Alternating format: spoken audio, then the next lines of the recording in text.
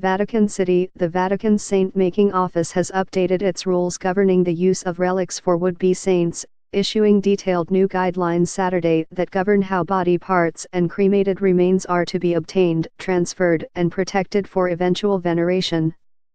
The instructions explicitly rule out selling the hair strands, hands, teeth, and other body parts of saints that often fetch high prices in online auctions.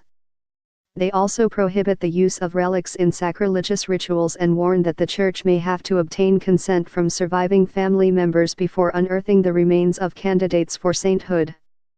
Bodily relics are an important part of Catholic tradition, since the body is considered to be the instrument of the person's saintliness. Beatification and canonization masses often feature the relic being ceremoniously brought to the altar in an elaborate display case and allowing the faithful to publicly venerate the new blessed or saint for the first time.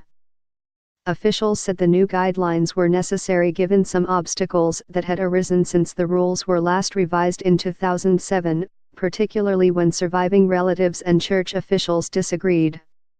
One current case before a U.S. appeals court concerns a battle over the remains of Fulton Sheen, an American archbishop known for his revolutionary radio and television preaching in the 1950s and 1960s. Sheen's niece went to court to force the Archdiocese of New York to transfer Sheen's body from the crypt of St. Patrick's Cathedral to Peoria, Illinois, where Sheen was born, ordained a priest, and where his sainthood cause has been launched by Peoria's bishop. The New York Archdiocese refused and appealed a 2016 lower court ruling in favor of the niece. A decision from the appeals court is expected soon.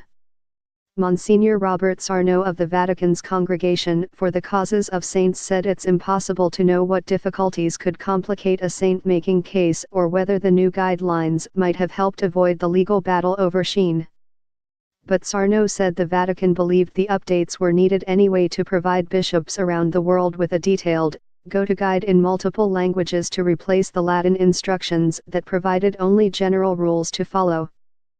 New to the protocols is an article that makes clear that bishops must have the consent of the heirs in places where the bodies of the dead legally belong to surviving family members or heirs. The revised instructions lay out in detail how a body is to be unearthed, saying it must be covered with a decorous cloth while a relic is being taken or authenticated, and then reburied in clothes of similar style. They also make clear that the bishops involved must agree in writing to any transfer of remains and call for absolute secrecy when a body is unearthed and a relic taken for eventual veneration.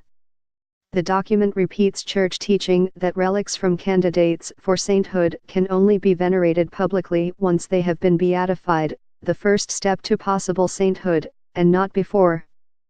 The guidance explicitly allows for cremated remains to be used as relics.